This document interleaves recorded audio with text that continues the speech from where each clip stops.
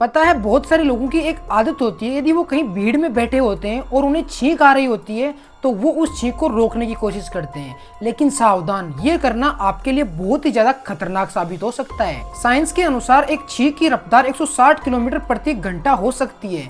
ये एक तेज दौड़ती हुई कार से भी ज्यादा होती है। और अगर आप आती हुई छींक को रोकते हैं तो आपके शरीर में बहुत ज्यादा दबाव बनता है, जिसकी वजह से आपके सर की नस फट सकती है या आपके कान का पर्दा हमेशा के लिए क्षतिग्रस्त हो सकता है। केवल इतना ही नहीं, आती हुई छींक को रोकने से आपके गले की नस में छेद हो सकता है और आपके फेफड़े तक फट सकते हैं। तो आती हुई छींक को कभी भी जबरदस्ती ना रोकें, शिष्टाचार जरूर निभाएं और रुमाल का उपयोग करें। तो कभी भी आती हुई छींक को जबरदस्ती रोकने की कोशिश ना करें। और ऐसी जानकारी के लिए अभी सब्सक्राइब करें।